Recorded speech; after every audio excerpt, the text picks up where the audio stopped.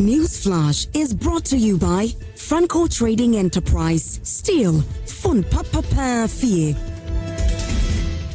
All right, so sorry about that hitch. Apparently my microphone was twitching and distorting, so you didn't hear me. But I was in the middle of, firing, and then Kwame Jantuah just holds in and says, and pauses and says, Israel, how are you? and that got me. I mean, it took me by surprise. But yes, that's quite thoughtful of you. I'm well. Good. Thank you very much. So, yes, before we get into the conversations proper, this morning there's been a power outage. It appears to be nationwide, and it's obvious from the comments that I posted because I noticed there was an outage in my area, so I wanted to find out how widespread it was. It's been, I'm getting messages from all over the country with people saying that they do not have power. Now, we are trying to see if we can get someone from GRIDCO who's going to be explaining to us what the situation is like and how quickly it will be resolved. But yes, this is about the second time it's happening in less than a month. The last one was on 29th July. Yeah. And we're having this again. I tried to get, because of my extensive work in the energy sector, I tried to understand what may have happened the last time. We had been promised, that they were investigating the issue and they were going to tell us what actually happened. But I'm not sure that we've heard anything from the 29th July incident. And so it will be helpful if today in GRIDCO coming out, they can tell us exactly what's probably triggering some of these things. But yes, I believe you all do not have power. Lawyer Jantuah. Good morning. Good morning. I slept. I woke up in the very early hours of the morning and the lights were off. So I thought it was my area. But we're hearing it's countrywide. I don't think I can comment if I don't know reasons for it. Right. What's the reason? Is it the grid? Is it some generation? What is it? So let's hear it, then probably be able to comment to it. I don't want to turn it into a political banter. No, it shouldn't be. That. If we can get the reasons why it's happened, and as you rightly said, we haven't got reasons from the previous one. And I don't understand why we do that. Right now, everybody is online. GRIDCO is online. ECG is online. All the energy sectors are online. So it's just a question of placing something online for people to get to know what it's about. The time it went off, yes, a lot of people will still be in bed. So you can't probably send a message out. But if I wake up and I pick my phone and I see there's that kind of a challenge, at least I know what to do. A lot of people, I'm sure this morning, just woke up and took anything to wear. Yeah. Because they can't iron and they can't do anything. Are you trying to speak to the... No, I did the same. Our panelists in the studio? I did the same. Okay. As soon as I woke up, I said, no light. Okay, what's there? Just white. And when I saw you in a shirt, I said, but Israel's legendary Batakari, what happened today? So I assumed that you two had gone through that exercise of just taking anything to wear. Fortunately for me, but no, that's not we need to do something about power. I have said, and I continue to say, we've been able to name a ministry after transition, after renewables. We need to have a policy where we start pushing solar into residential.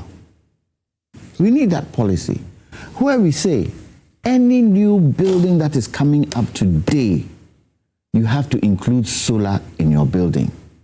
And by so doing, government then reduces the cost of of solar panels and all the accoutrements that go with solar to make it affordable.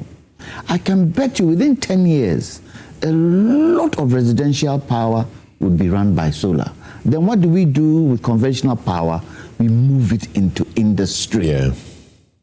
We move it into industry and plan it well so that those who are even using conventional power, they can just switch on or convert. The challenge I see with this particular suggestion I'm making is net metering. So if I produce excess power, where does it go? And then there is some fear that ECG2 would lose money because people now would be generating their own power. But all these things have ways and means of, handling it. So I think we should bite the bullet and say, this policy, and look, those buildings or those houses that don't have solar power, at least if we are able to reduce the cost of solar, then people can afford it. What do you need? It's light. Look, when you go to a country like Israel, every house has a solar panel. Every house.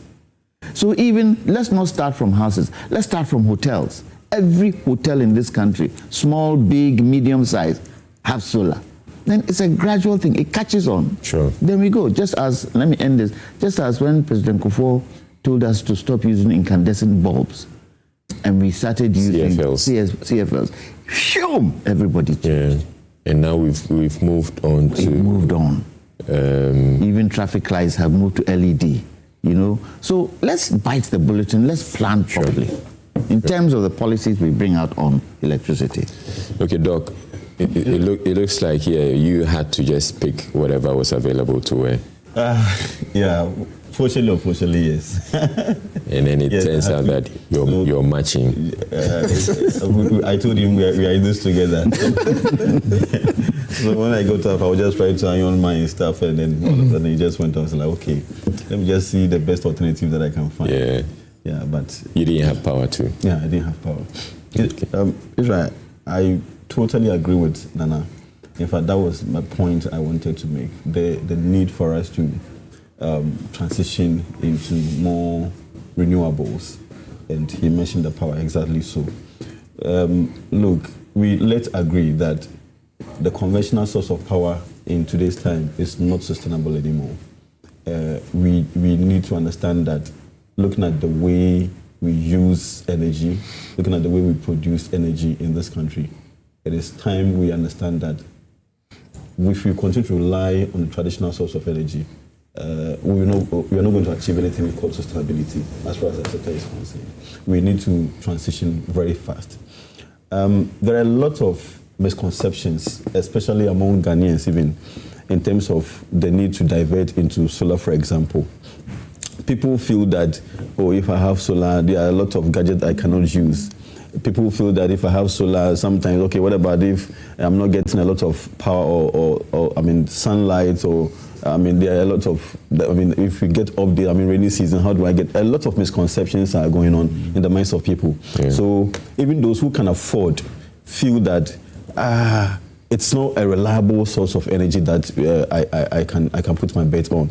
And it is something that we need to work on as Ghanaians. It is never true that if you rely on solar, what you get from the conventional energy sources, you are not going to get. It's not true. It's just about understanding the level or the capacity of the solar that you have installed. And that is what I think the Energy Commission and all the institutions involved also have to try and let us understand some of these things. There's another issue that we also have to understand. Yes, the cost of installation is expensive.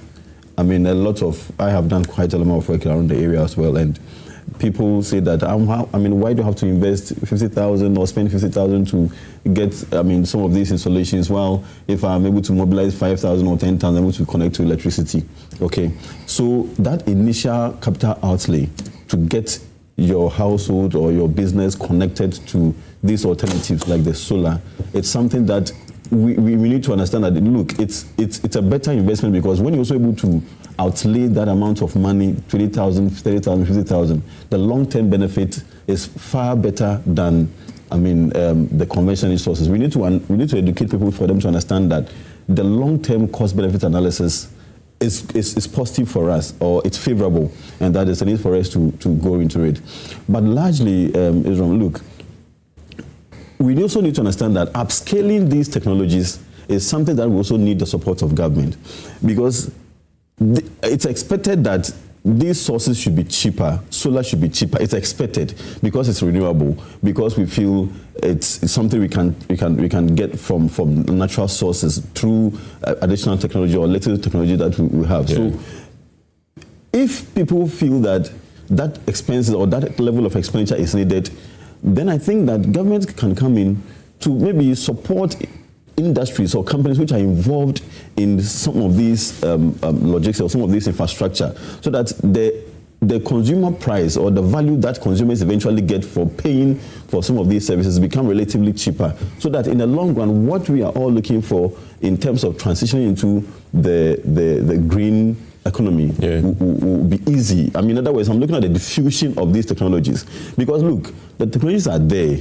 A lot of innovations have come up, but they are not getting into the household. Households are not able to afford, they are not able to access. There are some barriers when it comes to economic, especially, that is not making people able to afford and use these technologies. And that's why I feel that when it comes to the diffusion part, or trying to commercialize them for people to access them, governments can also come in to look at how these technologies can be upskilled for household and for businesses to switch into the usage of these infrastructure. So we just had a statement coming in from GRIDCO, and thank you very much, Jifa Bahobampo, who's shared a statement with me from GRIDCO, and I'm going to be sharing that with you. It says, system disturbance and power restoration update. The Ghana Grid Company Limited, GRIDCO, wishes to inform the general public that at approximately 4:30 a.m. today, Thursday, 20th August 2026, the national power system experienced a major fault on the Akosombo Volta transmission line. The fault resulted in the automatic tripping of the Akosombo generating units and some thermal generating plants as part of the system's protection mechanism to safeguard the integrity and stability of the national interconnected transmission system. This consequently resulted in the loss of power supply to some parts of the country. Immediately following the incident, GRIDCO engineers, working in close coordination with other power sector agencies, took steps to isolate the affected transmission line and commenced the safe and systematic restoration of the power system. Power supply has already been restored to some affected areas, and restoration efforts are progressing steadily to ensure that supply is restored to all remaining affected customers as quickly and safely as possible. GRIDCO regrets the inconvenience caused by this temporary outage and assures the general public that all relevant technical teams have been fully mobilized and are working with urgency to achieve complete restoration of the power system. GRIDCO will continue to provide updates as further information becomes available, and appreciates the patience, understanding, and cooperation of the public as restoration efforts continue. So that's the statement coming from GRIDCO. They're saying there was a major fault on the Akosombo Volta transmission line, and that fault resulted in the automatic tripping of the system. So it's essentially it's a systems collapse. System collapse, generally when it happens, it's because there's a major fault, as you explained, on one end or along the transmission line. When it happens, essentially you can say you have an interconnected grid, and then once there's a collapse of one, it forces everybody or the entire transmission to go off.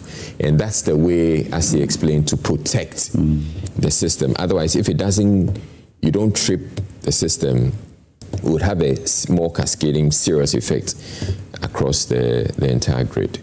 But yes, this is the second time it's happened. We don't know what the first time was. 29 July. They didn't explain what it was. They didn't explain, which is why. Could it be a similar thing? No, so the first one was a system collapse as well. Okay. Yeah, so that was, yeah. Fortunately, in your case, you got something to wear. You didn't have to wear. Oh, that is not true. That's not true. That's not true. That's not true. Maybe he irons in bulk. Yes, no laundry guys who normally would do everything in bulk for you, then just keep it in them. Yeah. Good morning to you, Israel, and good morning to my colleague, panelist, Mr. Jantuah. I haven't seen in a very long time. Yes. Yeah. Well, Mr. Jantuah understands the sector much more than we all do. At least we do. I can speak for Israel, but he understands this more than I do. I'm happy because the level of accountability that we are exerting on public institutions, that we lose power for just some 3-4 hours, and we are calling for answers. That is good. That we must hold public officials to accountability. That is good. In the delivery of public service, we must hold public officials accountable. And I'm also happy that the GRIDCO have issued a statement to explain what really happened. Now, talking about generally on the issue of our energy concerns or issues, I'm happy that today we just don't have the Ministry of Energy, but we're also adding the issue of transition into green energy as part of the portfolio. I only pray and hope that the minister, who is a very experienced one when it comes to issues of energy, by the time he will leave office, would have had some good mix of our power situation in this country. This morning when I was driving to your studio, I heard him talk about the store capacity of our country today, which is a little above 5,000, with our peak time demand being around 5,000 megawatts. Now, at the time of doing Akosombo, which is about 1,002 megawatts, total demand for this country was barely around 300 megawatts. At that time, people felt that Nkrumah was wasting some resources when he built 1,000 megawatts dam, when indeed the capacity for the entire country around that time was just about 300. Now, what is also of concern to us that we must deal with, anytime the energy sector is hit, it goes to affect even the financial institutions and the economy at large, is the issue of losses, commercial and technical losses. Those are issues that we must also address as we try to bring in private sector, especially in the downstream. When you go to the Etema side, those companies that operate around Tema, there's a term that they use for free zones enclave. There's this enclave power that is able to realize about 99% or even more than 99% of their investments. Let's see how we can replicate that. So whilst we are looking at the issues of diversifying our energy sources to include nuclear energy and solar, we must equally be looking at the issues of operational and technical losses, so that at least when the energy sector is robust, we can be sure that the private sector would have reliable and cheap energy to be able to do what they need to do for this country to progress and progress well. And I have every confidence in the current minister for the sector, because it's not his first time. He's been there at the ministry. He's a very learned person in that industry, and so I think that he will be able to shepherd us very well. Okay, all right. I think the experts have spoken. I am just a consumer. And the only thing that I can say is that it's so discomforting to find myself, especially this morning, waking up to find that I'm in darkness. My options were limited in terms of what I had to wear to the studio, so I needed to fall on the smoke, or fugu as we call it, which is the easiest that could save the situation. The point is, we are talking about solar. Yes, it's good, but it's in the future. Individuals also have the capacity. The other thing that council talked about, I think it was Dr. Most of us have the resources. I mean, businesses have the resources, but instead they will fall on generator or gensets. There isn't much education out there. Solar may be expensive, but it will not be as expensive as some of the generator sets that some of the businesses use or even individuals use in our homes. So I think we need to channel a lot of energy or sensitization in that area. That would lessen the burden on the energy sector. And then again, this thing in about 3 weeks, it's exactly 3 weeks today, that the trip or whatever technical term that they used happened around the same time. And nobody can tell me that 4 a.m. is within the peak No. It's not within the peak. No. It's off the peak demand. So why is it that it's happening in 3 weeks? And this explanation that has been given, in as much as if even they are telling lies, it comforts you a bit. If even it's not a true picture of what they are telling us, it gives you some comfort. The earlier one, which had no response coming from them, so there was a response. There was a similar statement. We talked about the systems collapse, but they said we're investigating, but we don't know the outcome of it, or outcome of the investigations. It's becoming one too many. Whatever the problem is, it has to be faced, because sometimes, our farmer nyame kind of attitude in us as Ghanaians, we just want to let everything go. Oh, ECG, Odum lighter, you're normal. I think it's getting to a point where we have to hold our duty bearers or people in who are supposed to provide services to us to high standards. We don't have to settle for these lame excuses that they provide us. Because so far as I'm paying for my electricity, you also have to make sure that you also honor your part of the bargain. So as a layman, this is what I would say, Israel. Right. Israel. Okay, sorry, let Mr. James come. Okay, go on, Aziz. So I agree with you, but like I said, today power goes off for 4 hours and we're asking for duty bearers to explain to us who they have done. I'm happy that we are moving in that direction. But you see, that is why we are pleading with PUU, the Public Utility Workers Union, to come into terms with a government with the issue of the PSP, the private sector participation in the commercial aspect of the power delivery. Except I would say that this the private participation doesn't come to play here, because the private participation is more at the ECG level. But this one is the... So you see, it all deals with investments into the sector. Government will require huge resources to be able to invest into the system to make it more robust, so that we do not incur some of these things. That resources our central government may not be able to find at a time. But we are paying for dumsor. Before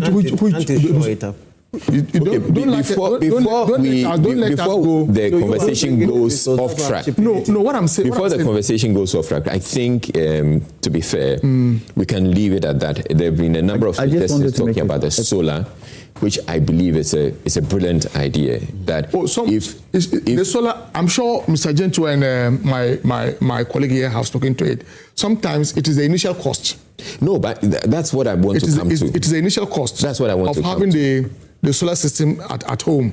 And I think that we must also begin to understand that there's a way you can also sell off your excess power. I don't know how it is done. It hasn't happened yet. But I hear there's a system that allows you to sell off your... That's a net metering. Exactly, where you can be able to sell your excess power. It hasn't happened yet, as far as... Let's see how we can be able to invest. I was approached... Sell it to ECG.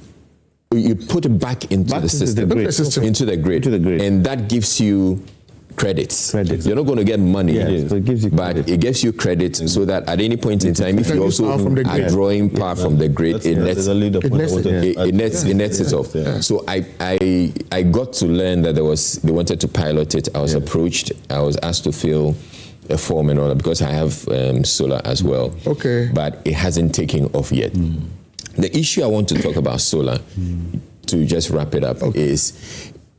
A lot of people say that, initial cost is scary and all of that. But for somebody who started with 4 panels on my roof and has upgraded over the years, I can tell you, people should want to start small. Yes. Okay. That is it. So you can start small with a capacity to give you just lights. Exactly. That one is not as expensive as when you want to bring on heavy appliances. Okay. So I'd encourage people as much as possible, let's start small when it comes to solar.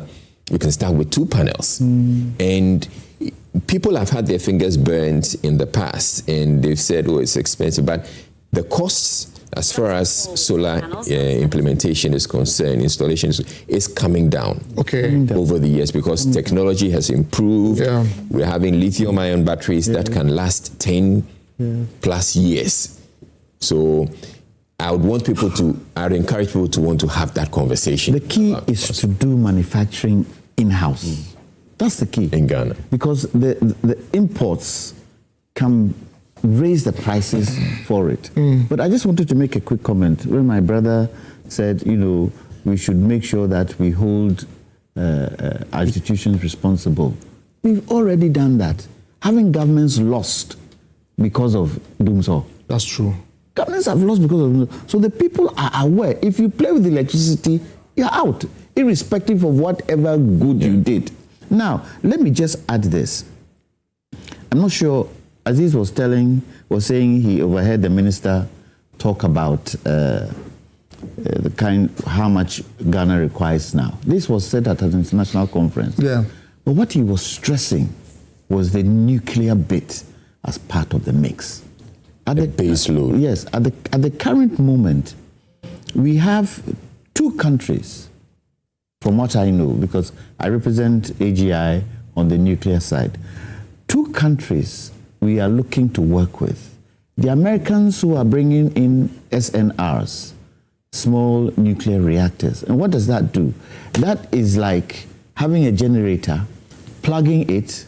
If anything happens, you can unplug it and replug it again, which makes it easier to generate nuclear. Then we have the Chinese, who will be building an entire nuclear plant here. If we are able to get into the nuclear establishment, it would help. And we are looking to start this 2030. How many years down the line? Very, very close. So that nuclear bit, even if we start with SNRs, would help a lot to shore up constant electricity for us. And for me, it's not even the residential that I'm interested in. It is the industries. Yeah. And when we talk about even how we finance our solar, I think we should look at the Revenue Management Act again and how we do the priority areas. I remember when we discovered oil and we were looking at, these oil companies are coming in because they weren't stopping for us. Revenue is going to come in, so let's put a Revenue Management Act in. Some of us told President Kufuor that, look, we shouldn't do this for priority areas. We should use the oil revenue for major infrastructure that can help the country. Let's look at it again, because if oil money can be used to clear all these niches and tweaks in our electricity system, we'll have it for life. And we won't need to always say, this one has triggered. Because most of these situations are finances.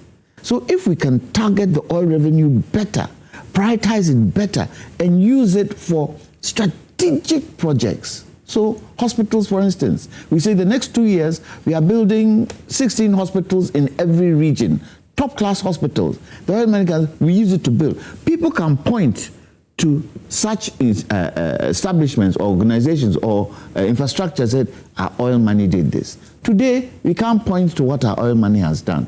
And I think it is something we should look at where the Revenue Management Act is concerned. Right. So let's move on to the main issue that we had to discuss, which has to do with GOLDBOD. We've heard from both the MPP and the NDC about GOLDBOD, or the 2 sides have spoken. Now, I want to start with you, Lawyer Jantuah.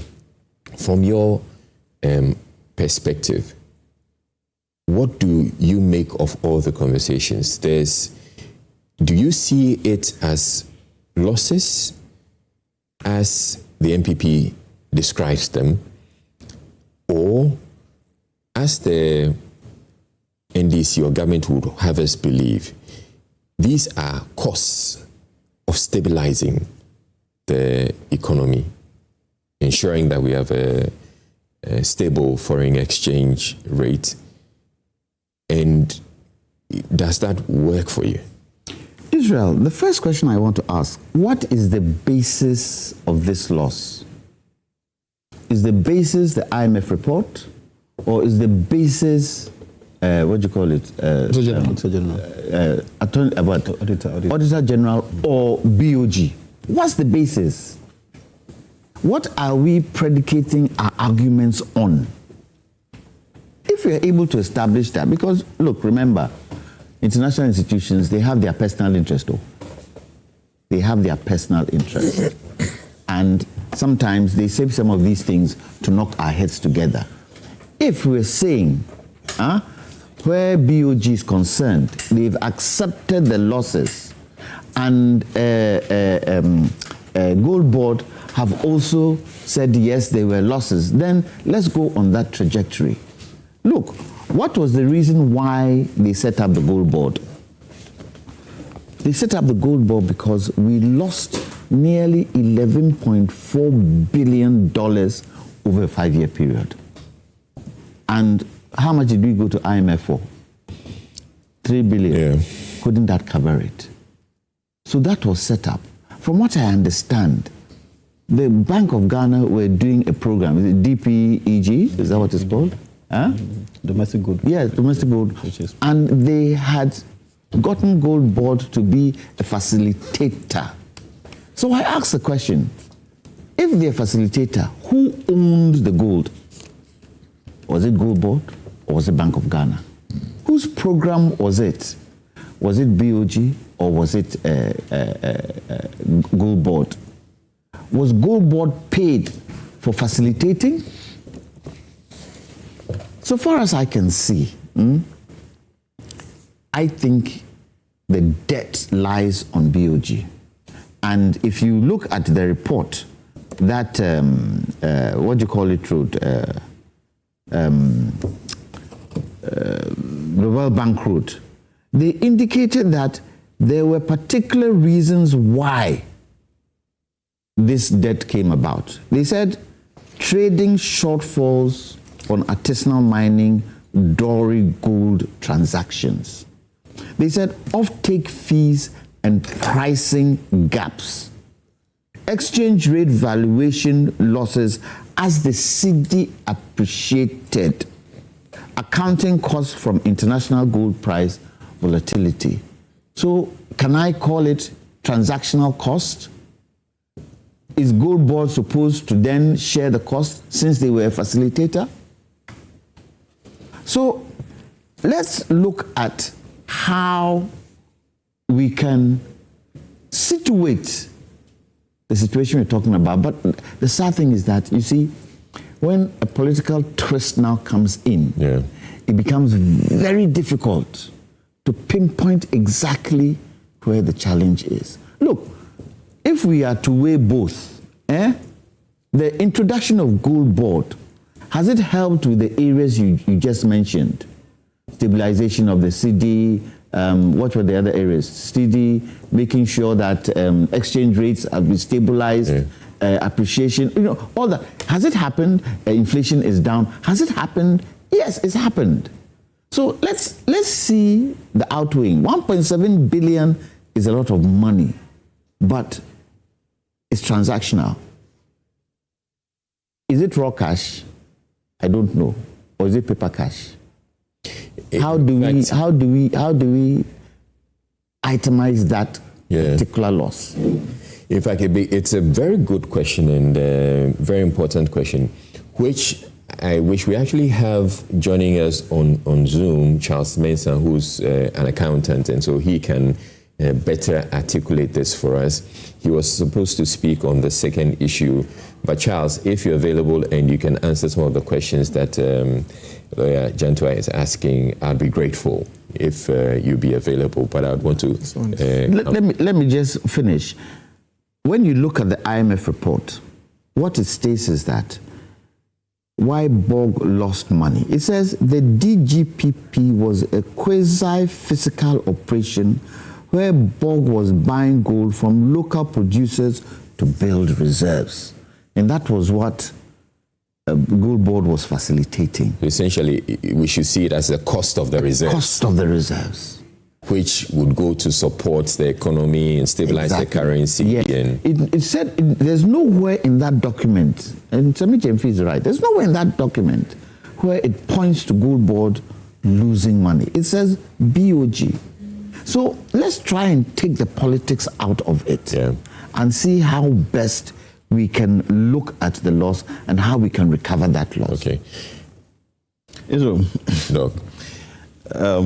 So I want to start by this. Good board. I'm just asking myself, if, let's say, we come today to say that Ghana is peaceful, we are experiencing peace, and then the police service come to tell you that this year we've spent 5 billion in maintaining the peace in Ghana. The question then would be, is the 5 billion expenditure on peace worth it? Yeah. Okay. Now, you see why some of us, we are always after government trying to question the need for us to qualify and put more value in terms of the figures that we always discuss. Because the question I'm asking here is that if we have spent 5 billion in maintaining peace, what is the value of peace? Okay. I want to bring it here with the same understanding.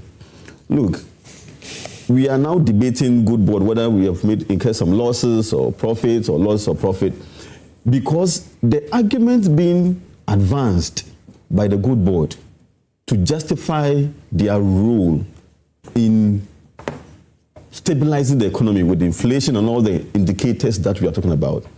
The issue is that we as a country have not taken time to really quantify what those benefits really mean for the people. And that is why sometimes, or most of the times, when figures are being churned out, even today, the NPP, I know one of the things that they have been talking about a lot is, okay, so inflation, but how does it reflect in the pockets of people? Exchange rates, how are the people feeling? Okay, because we have refused, or we have not been doing so well as a country to really bring out the figures, the tangibles, when it comes to the impact of these indicators or macroeconomic indicators that we always talk about.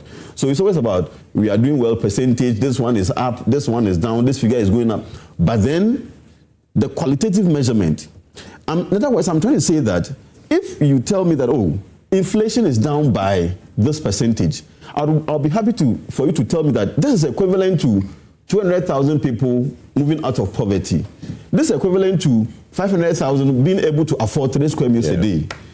If we're able to get these arguments right, these discussions, I'm sure it will move beyond the profit and loss kind of argument. Because look, the ordinary person listening to me, the ordinary farmer listening to me, okay, a good board has contributed in stabilizing the economy in the city. Inflation rate is down. The question is, okay, so how does it apply to me?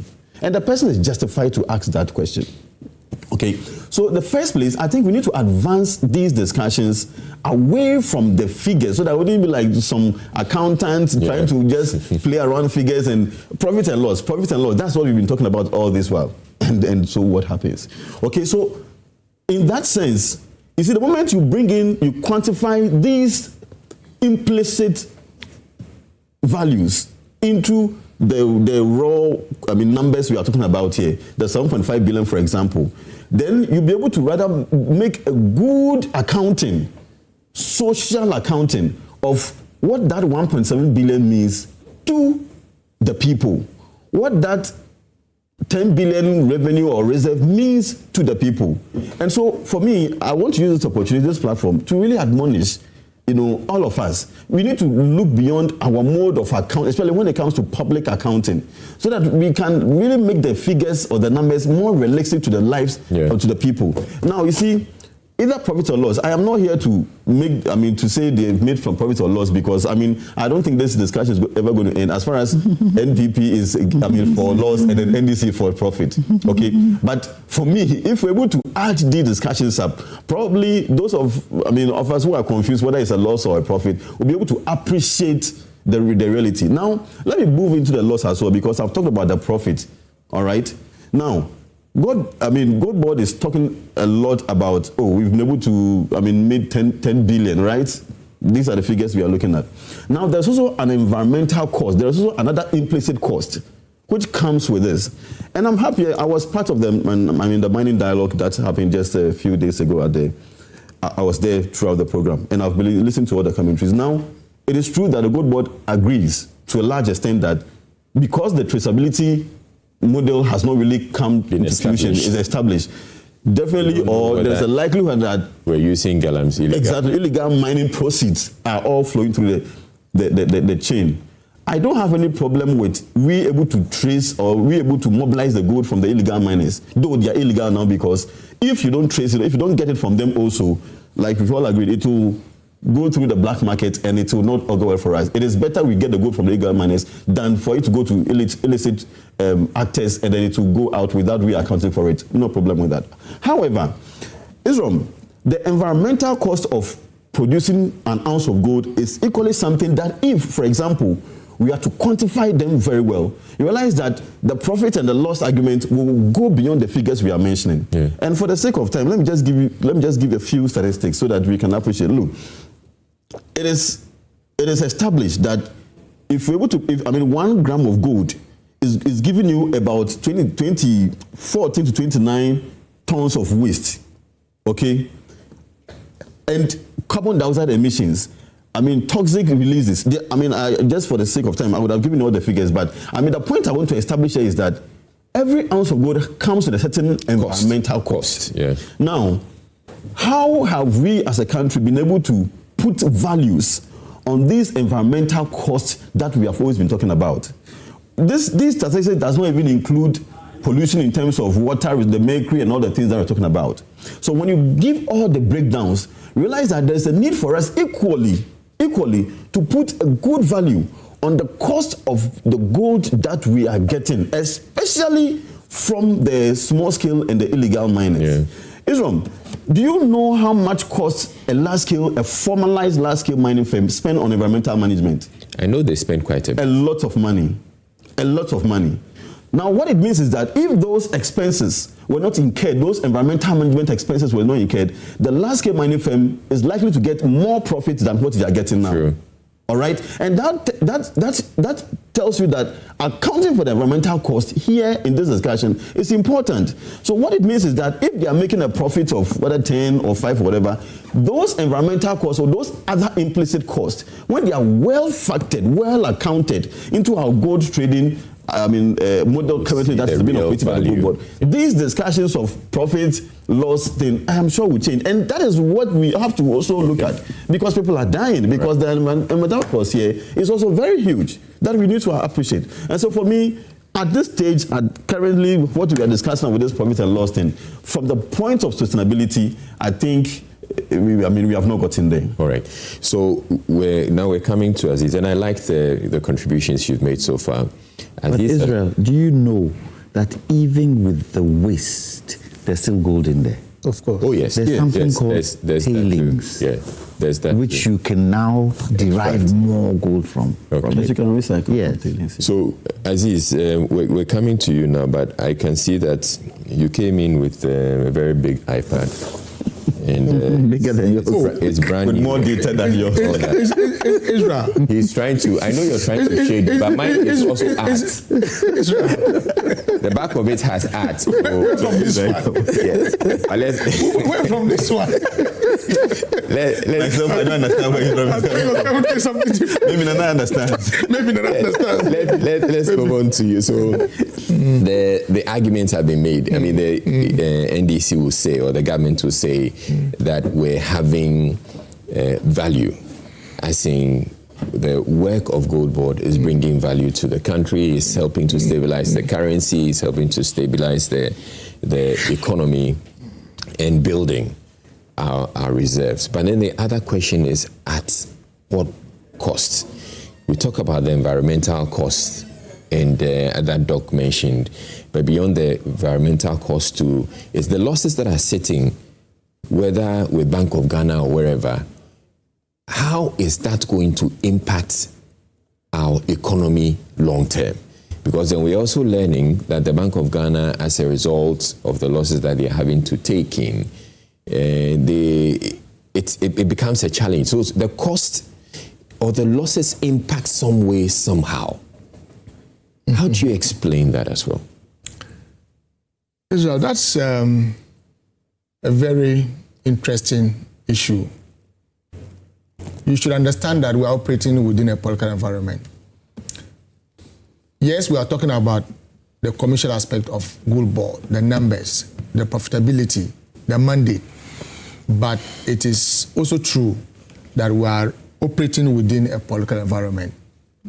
It has become... You feel it's politicized? Yes, of trade of the MPP, especially the minority leader. Really? Oh yes, I mean, they have been on Sammy Gyamfi not today. Since he assumed office, the MPP have been on Sammy Gyamfi and the GOLDBOD. I am beginning to suspect that the MPP have come to realize that the GOLDBOD that is led by Sammy Gyamfi has become the anchor of our national economy. And so they want to do everything that they can do to bastardize that institution and the person who is running that institution. But let UniMAC and the MPP or the minority be told that we would confront them with the facts and the figures. I was very happy yesterday when Sammy Gyamfi took to the podium to address the issues.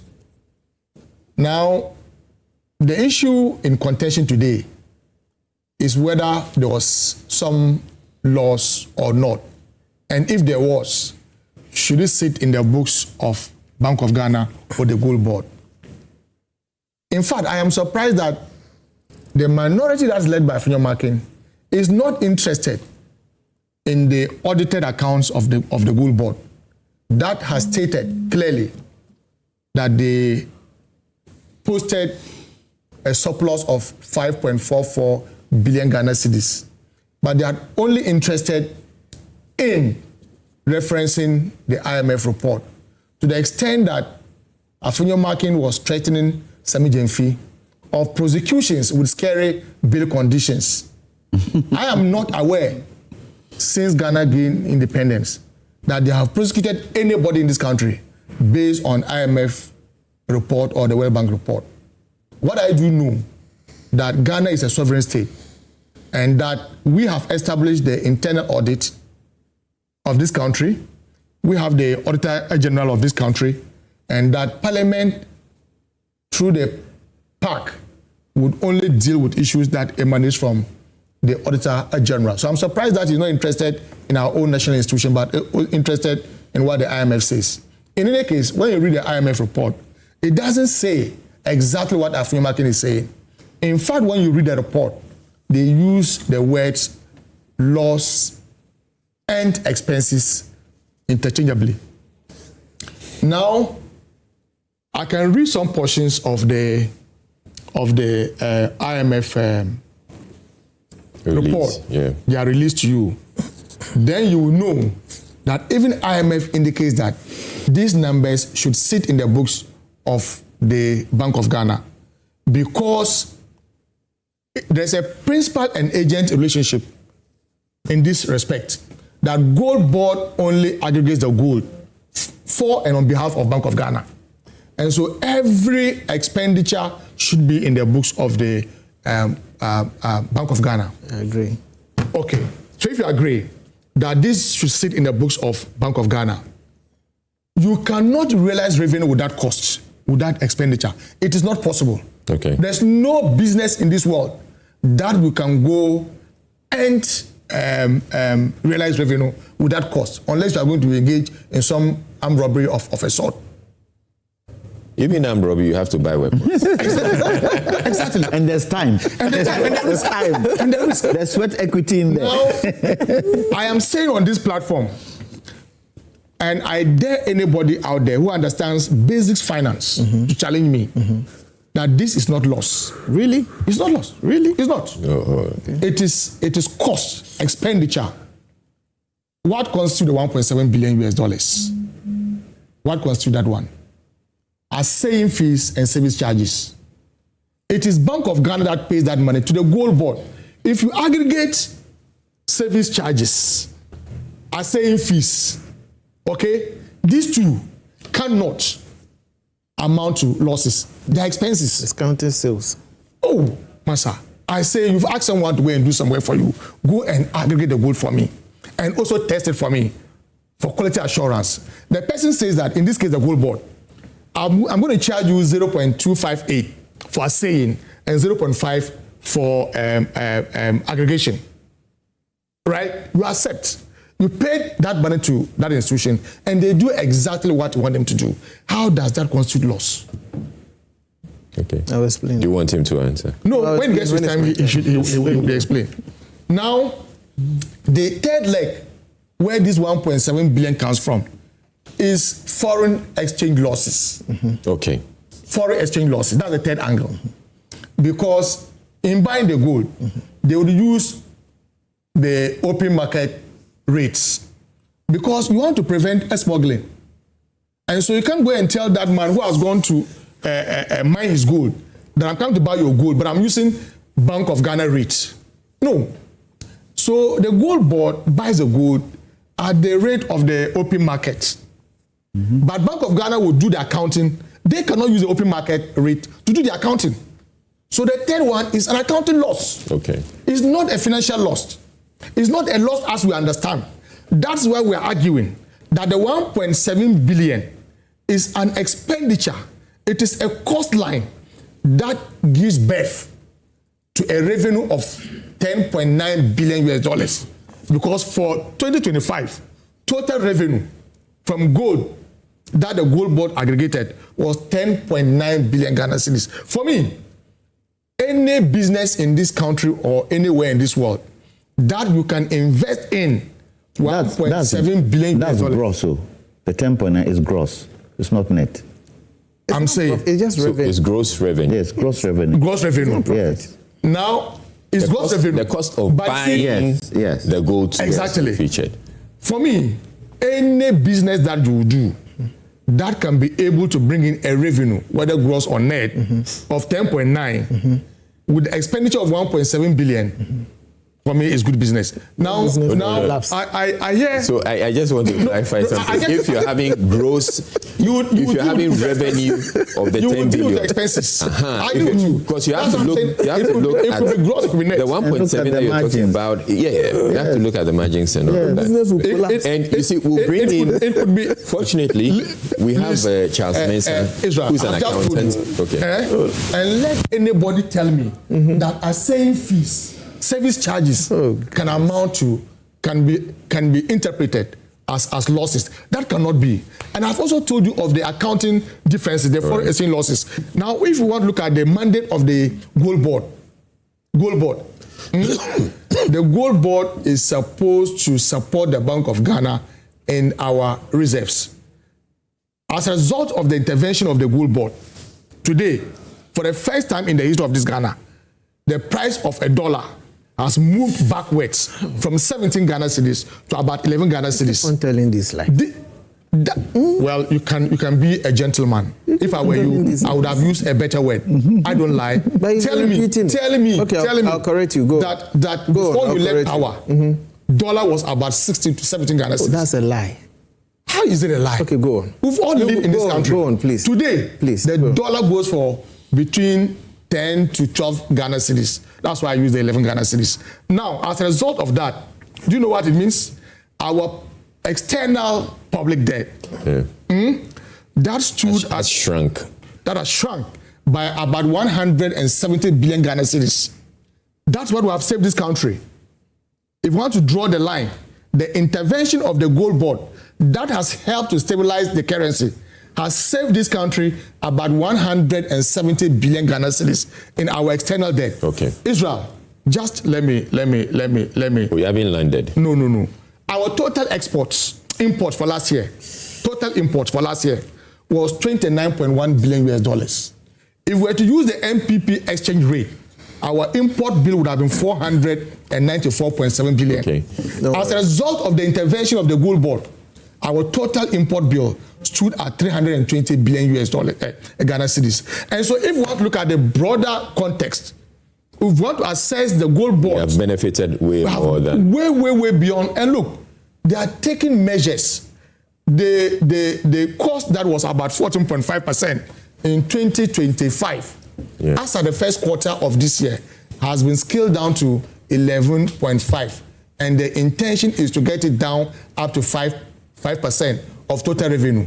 Go and look at the IMF report. They make indications of all those things. Afenyomakin and the minority do not see all these commendations from the IMF. Okay. They are only interested in the politicking. Would expose them. All right. Okay. So we have Charles Mensah, who's the CEO of Transconsult. Charles, I want to have the last take before I come to you. So I want you to have your take, and then Charles can come and explain the profit loss issues to us. Israel, my senior colleague here says at some point Senior the dollar, colleague? yes. Who just lied? Okay, let me say blatant untruth.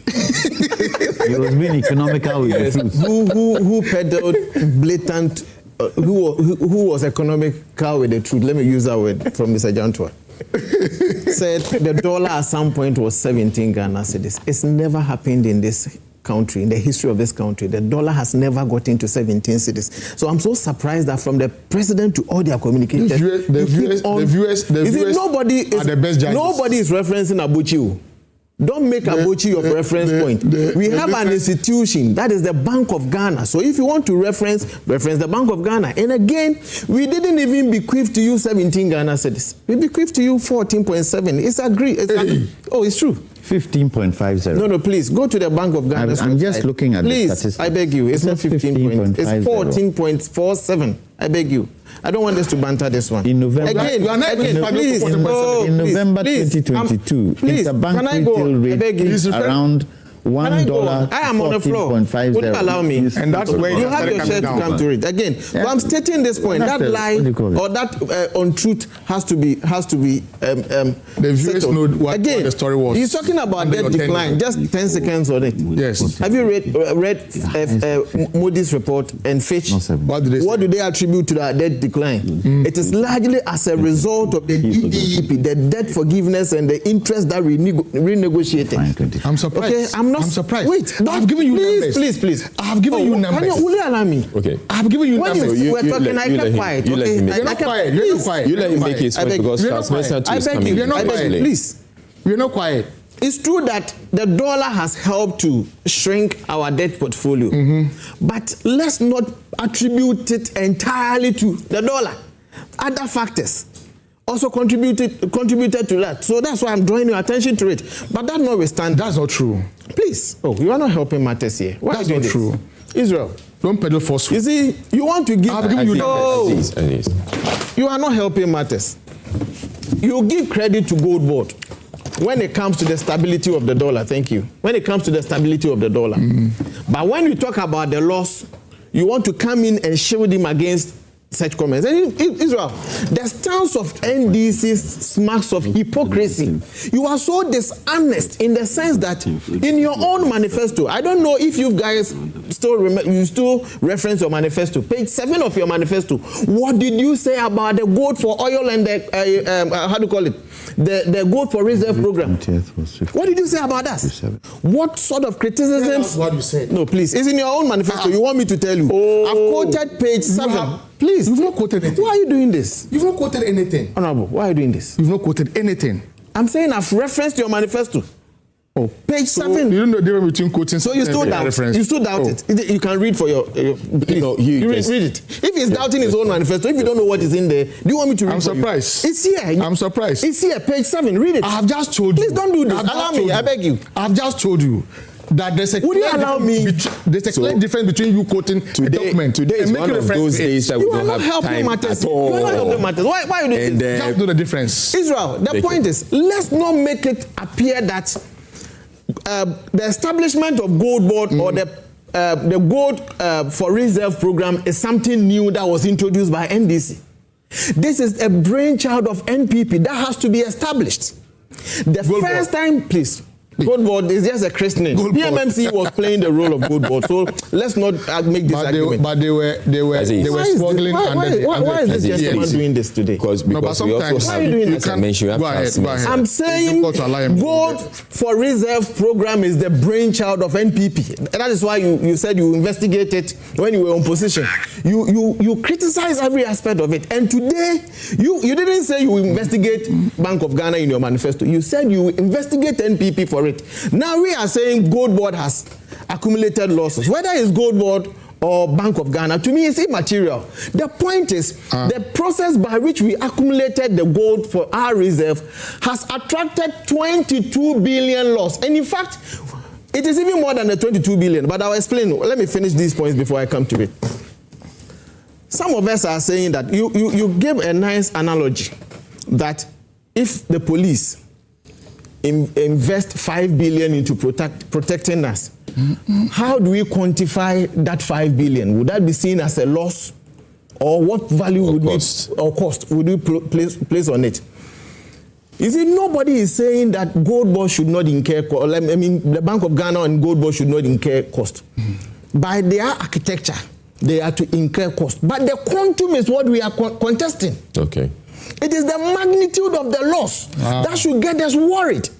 Because under NPP, yes, overall, through official channels, we exported over $10 billion worth of gold. And Bank of Ghana bought in 2024, purchased 4 billion worth of that 10 billion as part of the gold for reserve. We incurred almost close to $400 million in losses. Let's use that as a standard. If $4 billion is attracting almost 10% loss, why should 10.9 billion attract close to 17% loss? You question that 10%, almost that 9 point something percent was too much. We were wasting money. In simple terms, Israel, I've sent you to go and buy this phone, which let's take it out to be gold. You go with transportation, you eat on the way, and so on. You are talking about assaying. PMMC was doing that. You are talking about other issues. PMMC was doing that. So why are we paying more now than we used to? The very things you criticized, you have come to exacerbate it. You have worsened the situation. And as if we are not dishonest enough, we have the guts to even insult our political opponents just because they are criticizing you. The very things that you did yesterday. And the last point. You see, in his submission, an impression was created that gold nowadays are not being smuggled. Let's not forget, had it not been the ingenuity of Dr. Mahmoud Bawumia, the intervention of Dr. Mahmoud Bawumia, that brought this deliberate purchase of gold or for reserve from President Rawlings, President Kufuor, JDM1, Prof. Mills, through to even our first term, gold was being smuggled to this country. Everything except the few that went, except the few that went to official channels. Sitting president was involved in gold smuggling. In gold smuggling. You are making reference to President Mahama, I know. So let's leave that. Okay, President Mahama smuggled gold. That's what you want to tell us. So let's allow that. So the point is, let me tell you, we are saying GOLDBOD now has managed to purchase 110 tons of gold, which is commendable. But let's look at the trajectory, where it started from. 2022 was, when we started, it was 3.4 tons, because we are now putting up the structures. 2023, 37 tons. 2024, 56.47 tons. So it only makes sense. In fact, 2026, GOLDBOD should do more than they did in 2025, because the structures are much more stronger now. So let nobody create the impression that GOLDBOD purchases is something new. It is nothing new. Okay? So the point we are making is GOLDBOD will incur losses, but the magnitude of the losses that they have incurred is what we are questioning. It is what Ghanaians have about the loss of profit. Well, yeah. So now, when you were questioning, I think we are in a better space now that you differ from UniMAC and NPP. So please. We have come to a point where cost. That is what we are talking about. We have come to a point. We have come to a point where evidence of that. The people, we now understand each other that yes, GOLDBOD is doing some great job. It's a quantum of the losses. GOLDBOD is it the Bank of Ghana project? Or is GOLDBOD's project? If you are commending GOLDBOD, then GOLDBOD has to be blamed for the loss. Let me bring in Charles Mensah, who is CEO. If the project is for Bank of Ghana, then Bank of Ghana has to receive the commendation. Okay. All right. Charles Mensah is CEO of Trust Consult. He is an accountant. He's been an accountant for a really long time, and he understands these things. So, Charles, so we've had the conversations about losses, sitting with the Bank of Ghana, and all. Can you explain to us your understanding of how these losses came about? For expenses. All right, Israel, can you hear me? Yes, we can hear you clearly. All right, thank you very much. Honestly speaking, I'm getting echo from my side. Okay, I'll tell so production should please check so that Charles doesn't get the echo. But we can hear you clearly. Right. I think to measure a loss is between the difference between the revenue and cost and the incidence of that activity.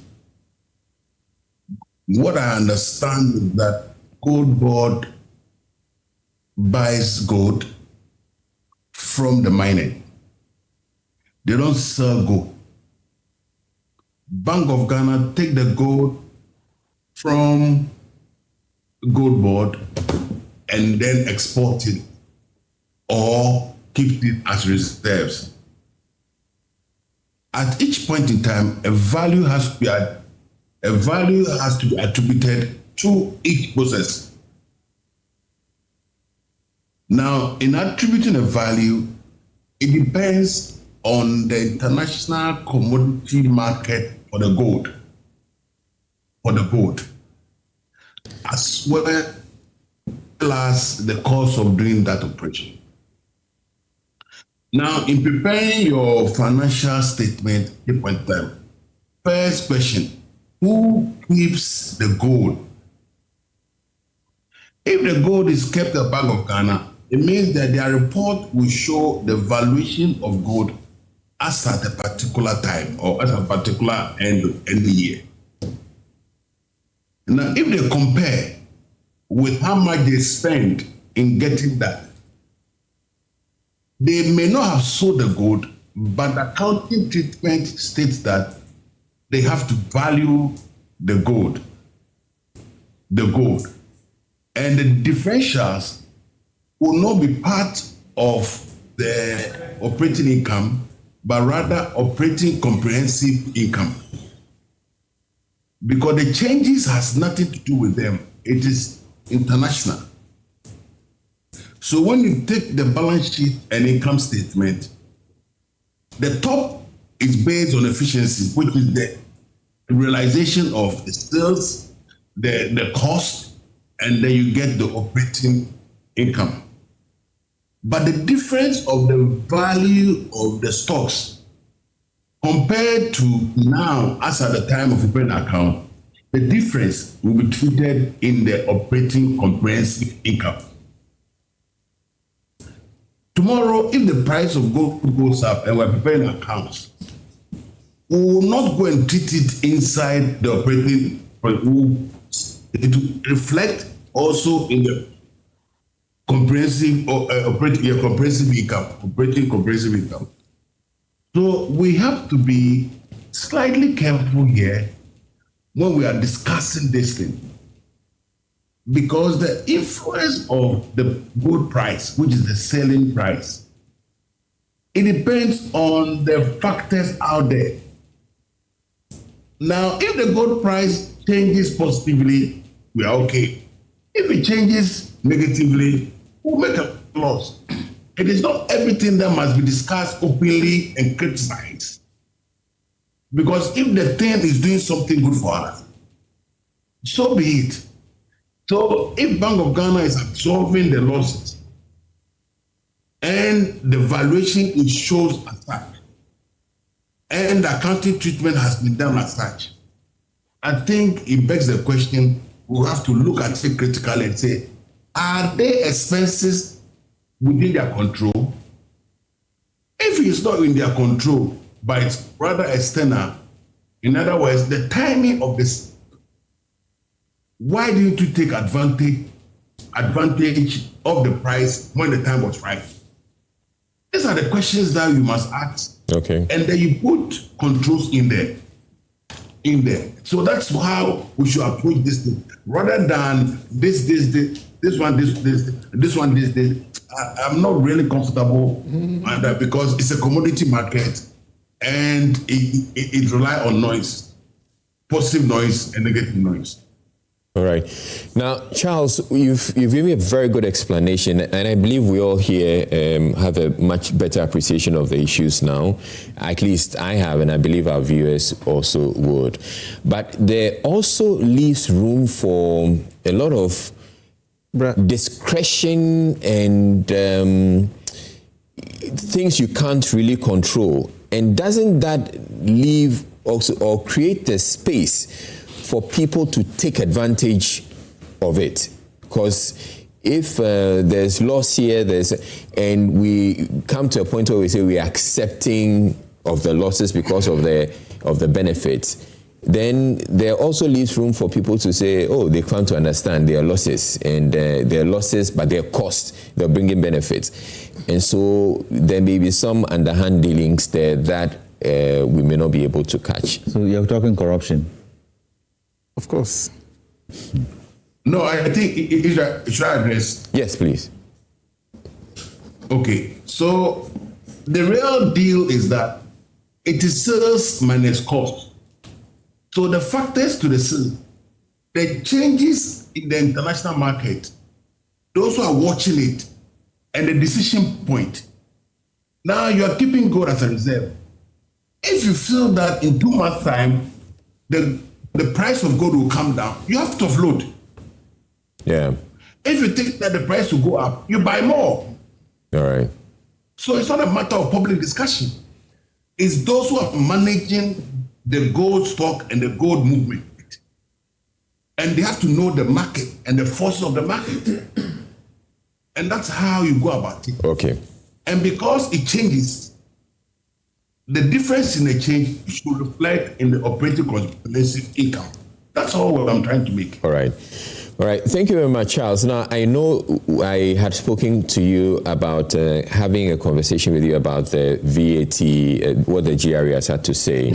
But we had this issue of the power outage, which essentially threw everything out of gear. And so, unfortunately, we're not able to come to that conversation. But I believe what I would want to do is to bring you into the studio one of these days for us to, because you have this, you are able to break these terms down and make them as simple as possible. I want to have you into the studio so you can educate us about a lot more things. Thank you very much, Israel. All right. And I look forward to that. All right. Thank you. Thank you very much. So Charles Mensah is CEO of Trust Consults, and they do a lot of work with small businesses in trying to get them to handle their accounting and finances and manage their books. So that's the reason I actually brought him on, so that we can have a conversation about the businesses and the challenges with VAT. I want to come to you for your wrap-up comments. Please, I want us to do this in 1 minute because we have a major conversation also coming up. I'll start with you, Lawyer Jantuah. Quick one. Maxwell is intimating that things have been padded somewhere in there. And when I said, Israel talking corruption, he nodded. So let me ask, why was the G40 stopped? G40? Yes. G40. Which one is the G40? Gold for oil. G40. Okay. Gold for oil. Okay. Was there no losses in there? No, but I'm not saying. Wait. I said the structure, whether you like it or not, you incur loss. You said it's padded. Yes, you said it's padded. So I want to find out. No. I want to find, no, let me finish. I want to find out. There were losses in G40. Bank of Ghana official figures. I'm not running away from it. And I stated it here. No, I'm asking the question. Was this also padded? Oh, if you want to know if it's losses, okay. No, I'm trying to equate. Okay, I'm trying to equate what he said with regards to padding, whether this too was padded. Look, one thing that we do in this country that we should stop. We always feel where public institutions are concerned, both in NDC era or MPP era, there must be some corruption somewhere. And we can't even prove it. Okay, go on. We can't even prove it. But we give that perception that, Bibi Wom, there's something in there that they are not talking about. We should try and stop that and take it as it is. We've made loss. Where did that loss come from? But anyway, GOLDBOD has made profit. Can't we offset it? 22 billion. Can't we offset it? The 1.7 billion. How much gross did GOLDBOD make? 10 billion, right? Mm-hmm. Can it not be offset? Okay. So far as I'm concerned, GOLDBOD is what? How old is it? 1 year. GOLDBOD, 1 year. Is it the GOLDBOD program? 1 year. We would have to go. It is 1 year. I would want to take a quick look, Doc. In less than a minute, if you can, please. Israel, I'll make it very brief. Look, fundamentally, one thing I want to say is that the GOLDBOD and its role, it's an important institution as it stands now. Yeah. We cannot underestimate the importance of the GOLDBOD as far as our current dispensation is concerned. The only thing I want to say is that, look, gold is a diminution asset. Gold in the medium to long term, we may not get the reserves, the resources that we have now. Right. For me, my bigger concern is how do we sustain these gains so that when the time comes that we're able to accumulate these reserves from gold, we will be able to develop that buffer, that shocks absorbers, so that we'll be able to move beyond this gold accumulation in protecting or in helping the economy to more. But Israel, sorry, just another one I want to add. We don't have to personalize these discussions when it comes to the losses and that. Sami Jemfi against Afin Market, Sami Jemfi, I don't think it's the way to go. We need to address the institutions and whatever is happening than the personalities. That's easy. Israel, for us in government, we think that the GOLDBOD that we promised when we're in opposition and we have come to implement is doing a human's job.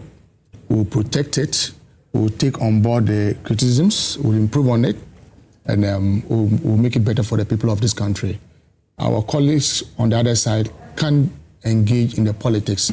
That is what they are good at. We'll govern this country and govern well. And so, back to what he's just talked about, we must be making plans for the future when we will not have these gold reserves. The prices will not be as good as it is today. Yeah.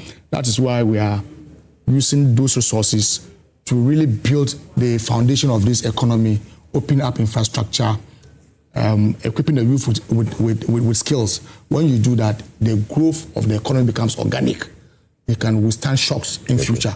That's what we're doing. You see, I think it's important that I highlight your conflicted positions on the GOLDBOD matter. In one breath, you are making GOLDBOD look like they are doing the magic. In another breath, when it comes to the losses, you want it to seem like the losses belongs to the Bank of Ghana. If the program is for Bank of Ghana, then the credit, everything has to go to the Bank of Ghana.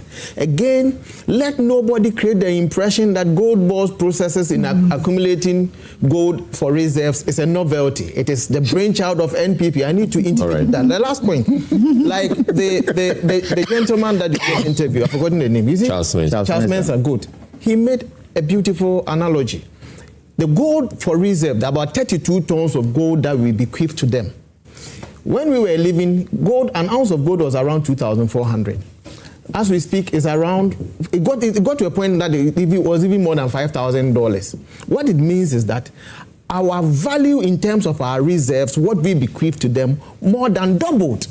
And that should even lessen the said debt that they were raising fingers at the NPP.